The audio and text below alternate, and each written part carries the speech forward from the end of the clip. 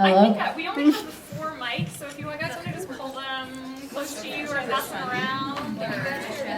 Yeah, okay. We're all friends here. We're all friends here. Oh, Nicole starts. All right, here we go. Let's do it. All right. Action! Carmilla. Episode 19, Advanced Interrogation Techniques. Interior, Laura's dorm room, Silas University, night. Right where we left off. Carmilla is tied up. Laura is interrogating as Danny, Perry, and LaFontaine watch. Innocent, you dimwits. As the episode unfolds, the magnets assemble into a gotcha. You cannot seriously think we're dumb enough to you say so. Carmilla looks over at Perry and LaFontaine, who are still brandishing the blender and the table set. Yeah, because that seems like a stretch. Look, if I were really a vampire, would I just stay here tied up proclaiming my innocence as some kind of trick? A beat. Perry perks up. Laura and LaFontaine look at each other. Yeah. Yeah. That's totally what a vampire would do. We have like 40 hours of video documentation. Bet you wish you watched my videos now, huh? Yes. Let's get more rope. Carmilla starts thrashing wildly. Perry hangs her head in despair. LaFontaine spends much of the rest of this conversation putting more rope around Carmilla. Fine. So I'm a vampire. But I couldn't have made off with either of those 2 little cupcakes. I was here with you.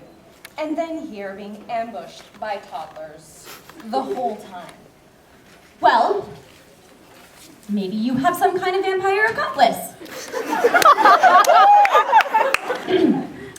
Good morning, gentle viewers. Day 7 of Operation Stupid Obstinate Vampire Roommate Won't Talk, which is all she has to do, and we will totally bring her nice yummy blood to eat.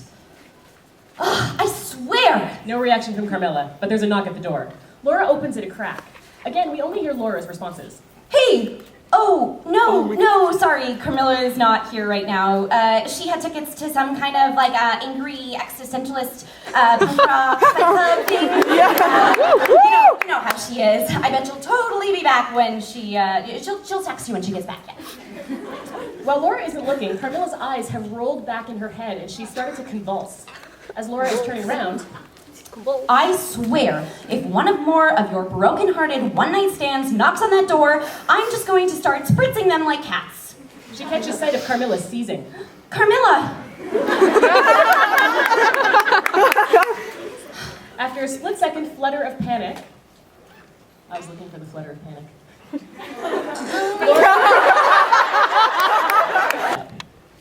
Damn it.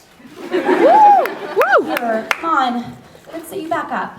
She carefully props Carmilla back up into a seated position. Carmilla won't look at her. Laura picks up the blood bag again. Would you like some more? Carmilla sulks. Fine. Laura holds the blood bag so Carmilla can drink. After a moment, Where'd you get that? Oh, well, we figured we might need some leverage, so LaFontaine got it from the campus hospital. She told him it was for an experiment about hemophagy. Oh, hey, you've got a drip. she grabs a Kleenex to wipe it away, but Carmilla flinches. What? The experience of being held captive by a clutch of imbeciles for something I didn't even have the pleasure of doing is humiliating enough without having you wipe me up like a dribbling child. Look, if you really want me to believe that, you've got to explain what you were doing at those parties. Because the night we caught you, it sure looked like you were about to eat me.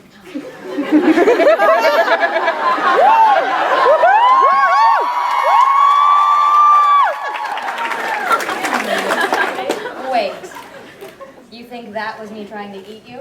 Well, if you weren't going to try to eat me, what were you doing to... The penny drops.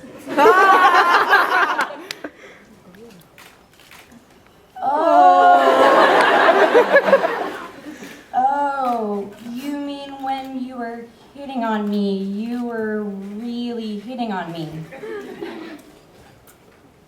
And you were luring me into a trap. Could you just stake me now? Because I think that'd be less mortifying than this conversation. Wow, that's... Okay, but I wanted to believe you. That still doesn't explain what you were doing at those parties. Why no? How am I supposed to trust you if you won't just tell us your side of the story? My side of the story. Laura nods. Carmilla considers it. All right then. Buckle up, cream puff.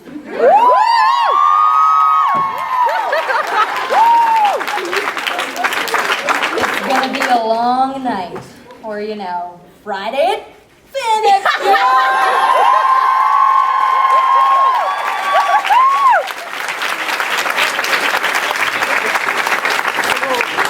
Network logo blinks into existence. Good morning, Silas University. Welcome to the Silas News Network, broadcasting live to the entire Silas campus.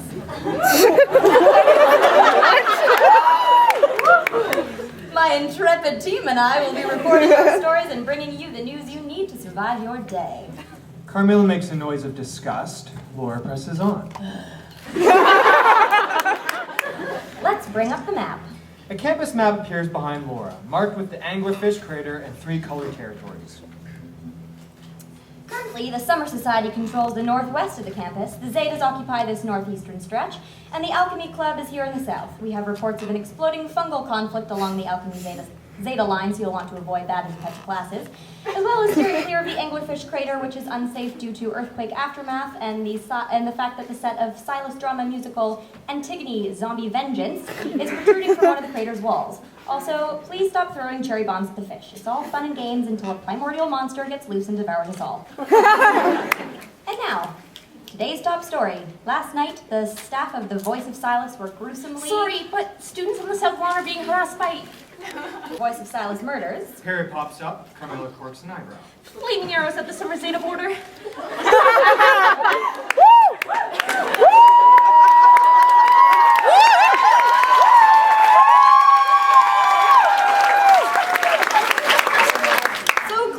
Clearly you'll want to avoid crossing the campus, but in the meantime, our forensics indicate... Perry pops back up. Time lapse. As the day progresses, Laura and co. grow more and more exhausted as the onslaught of bad news continues. Carmilla, meanwhile, grows more and more amused. Side effects of fog. Perry pops up. Gamma irradiated geckos. Perry pops up. Feeding on the negative emotions of onlookers. Perry pops up. Localized rain of spiders. Interior swishy stolen apartment, Silas University day. In the corner of the screen, the Silas News logo sputters off. Laura drops her face into her hands. Ugh, how are we supposed to investigate anything if they won't stop going all War of the Five Kings out there? To Perry, who is passing a hot cocoa. Thank you. How do the newspaper kids handle this? They got themselves brutally murdered. Perry flinches. Laura leans in to whisper to Carmilla. Carm, I feel it's ixnay on the murdered maid. She found them dead. Yes, dead for doing the exact job that you've now decided to do. Look, you have every right to be cranky. I should have asked before I turned our apartment into a newsroom. But the campus needs our help. I can't just walk away again. That wouldn't be me. Maybe deep down, kind of what you like about me, isn't it? You can realize.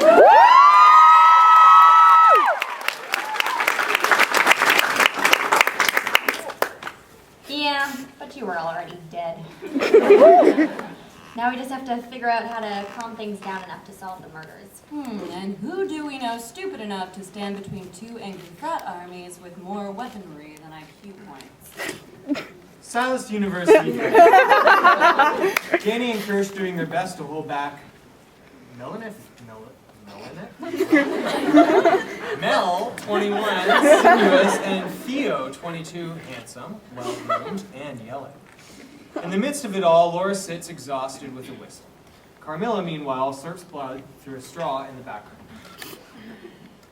The brothers of Zeta Omega, an illustrious history, and we intend to reclaim our place. Yeah, that vampire you plunged in last semester was real illustrious. Mel, they really didn't know. Don't bother. We all know this whole Zeta Peace Accord is just you making your bid for press next year. Okay, look, the fact that an undead fiend masqueraded as one of our pledges is Proves not... our point that you suck. suck. Hey! Okay, bro, until we started kidnapping people. Not helping. Shut up, Wilson. Okay, maybe we could. But And don't even right start back with to the you. whole We are not the ones who That is start not my name, fires. Hirsch. We're fraternity house. And she keeps blowing and blowing until all of them are quiet. When she stops, they object, and Laura whistles directly into his face. Samuel David Ellis, Karina Scott, Nazneen Rumenjan. You know who they are? No, they are three of the people who are cleaning up my mess. The people who got murdered while you were busy playing petty warlords, and we haven't been able to figure out what happened to them because you guys won't stop fighting long enough for us to catch our breath. Hey, we saved this campus from... No! You know who did save this campus? She points at Carmilla, who is mid-slurp. She did. Car was the one who very nearly sacrificed her life, death, undeath, whatever, to keep us all from ending up as fish food. Carm gives everyone a little awkward wave. So the least you can do is start acting like you survived puberty. Am I making myself clear? Can you at least agree to stop trying to pulp each other until we've solved the newspaper murders? Again, reluctant. Bar and like another person gets involved and like, you know, JP starts being like a really good person for laugh, and that kind of pushes Perry away, and it's kind of like that dynamic of what happens when friends drift apart and like what that can do to change the relationship. I have hopes for many things. I laughed. I like both of them. Laugh like both. You know, whatever. This season, all the characters, including Laugh and Perry, are dealing with so much outside of their own friendships that, for these two anyway, the focus just becomes on staying alive and keeping people safe. So I don't think either of them is particularly concerned with the inner finessings of their dynamic, although it's affecting them for sure. So I think once they get their exterior circumstances under control, then they would probably be... She's become so kick-ass this season. What's been your favorite part of her character development, and you know how have you kind of? Frustrating than learning all the lines, because that's like I mean, you cry and then you just do it. You get over it. You work hard, and then Just do it. Just do it. Just do it. And then, but for me, the challenge of filming within that crazy amount of time that we get is you really have to learn to just do the work and then let it go, which is something I'm learning how to do. Because I am a perfectionist and I obsess over my work and I take it very seriously. And so, you know, you have one or maybe two takes, and then some of the bigger episodes you get more for, which I'm like so thankful that we got that time. But it was a challenge to just accept that, like, to trust the creative process and just know that we did it, and then to just move on to the next scene without carrying over any bit of like feeling about what I just did on camera for everyone to see forever and ever. Yeah. And did you keep the owl sweater? Because we're all dying to know. No. I did not keep it in physical form, but it will forever be in my heart. And Natasha, I was hoping you could talk a little bit about what it was like working with your sister, Maddie, who was played by Sophia Walker. What a great job.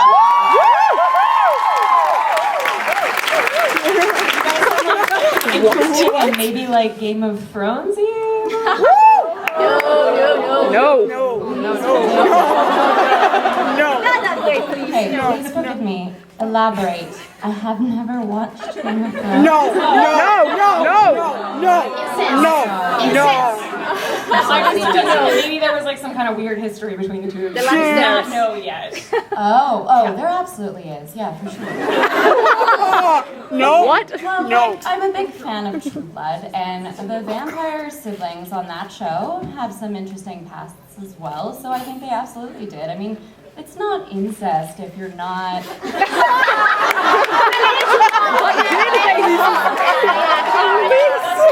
That's great. We're done here. Was Sophia fun to work with? Oh, she was fabulous. I was so blessed to got to read at the callbacks for Maddie, and all of the Maddies were fantastic, but she just gave off this like incredible, powerful aura, and we really hit it off right away. And it was interesting because a birdie told me that like it was hard finding someone that people could believe was older than. I don't know if that's but yeah, she was just like fabulous, and it was so nice to explore a different side of Carmilla that we don't get to see, because her dynamic with Maddie is so different. I mean, Carmilla is always this like really tough badass, but like that's her big sister, that's her role model, and so it was so great to like see Carmilla kind of be this like annoying little sister. Yeah, she is. Yeah, it was great. Worst role model ever. Best one. So let's open it up to audience questions. I want to get to as many as we can. We don't have a page comes over to you, stand up and yell really loud. But we were like, okay, quiet on set, like it's the last scene we're shooting of the day, we're all really exhausted, and everything was really quiet, and then of all people, his stomach started growling really loudly, and we couldn't keep it together, like everybody lost it. Even our director was like, Spencer was like, okay guys, no, we have to be serious now, we have to do it. And then he started laughing. And this happened for about like 5 stomach growls in a row. So I really hope we still have footage of that somewhere. We do? Okay, good. Hey, for real. Why don't we go up here in the front? Dude. She works more than I do, so ask her. I think one of the biggest things for me this year, it's been a pretty transitional and crazy year for me.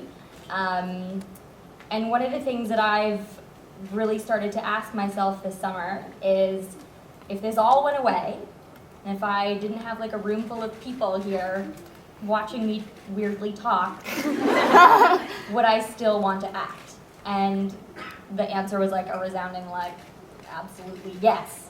And so I think it's really like, as much as the sort of celebrity and the attention that has come from this year, which I'm really grateful for, I think anyone who's getting into any sort of like entertainment business, especially in this day and age, you really have to ask yourself why you're doing it, and to really want to do it for the love of creating art, as opposed to the attention or like the following that you can get from it, as wonderful as it is, because the art is like what is really fulfilling about it. Yeah.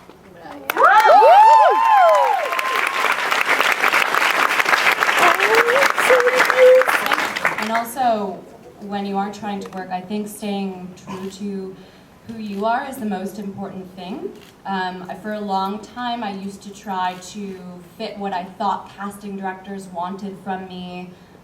You know, when I worked in musical theater, everybody expected me to be an ingenue, and I realized that's not who I am. And so once I, dropped the bow in my hair and dropped the little dress, all of a sudden work came. And so I think, yeah, just really knowing who you are and not being ashamed of it is also really important, because there will be roles for you and they will come. So I think as long as you stay true to who you are, that's the best thing you can do. Yeah.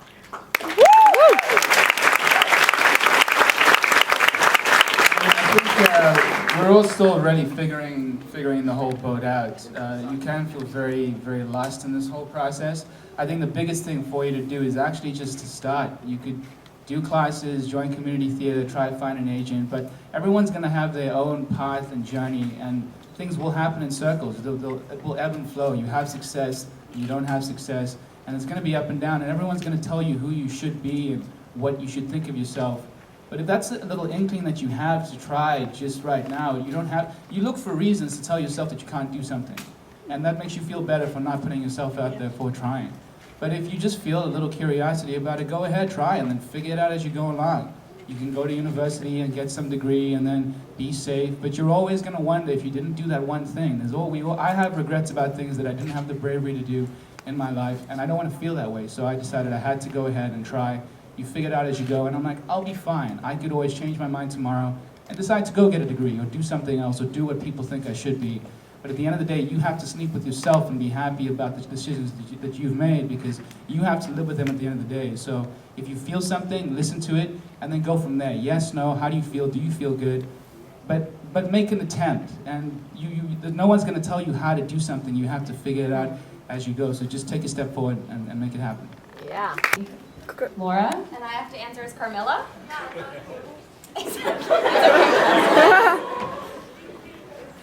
Oh my god. I really want to answer as Carmilla. Do it! Just do it! Just do it! Well, no, okay, Laura's answering. I think that we'd go to like a protest together.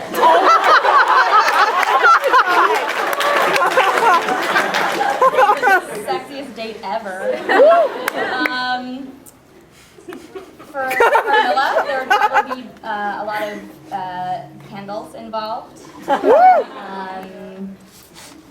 I don't know why I'm picturing this, but all I can see is like the weird mansion that we filmed at, and like I feel like there would be some like antiques on the wall. If you don't know what I'm talking about, you should Google the Darling Mansion. That's all I got. Like the empty library. Ooh, like a secret passage. Like behind a bookcase, and like I've like laid out like a candlelit dinner. You as Carmilla? Yeah. Or, yeah. Yeah. And Laura brings the desserts. Yes, yes, yes. And the literature, because we're in a library. Yeah. Someone gonna write that? I got it. Yeah, sure. Oh my god, that was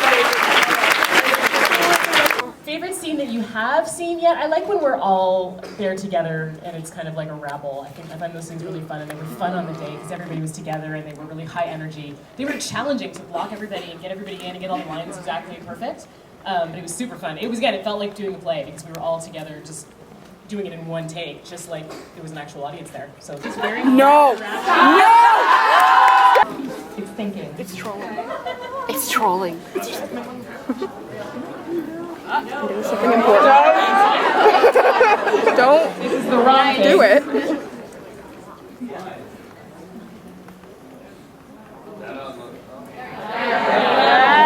Yes.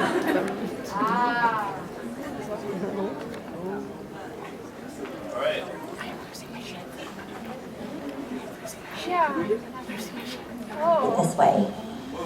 Whoa, whoa, whoa, whoa, whoa.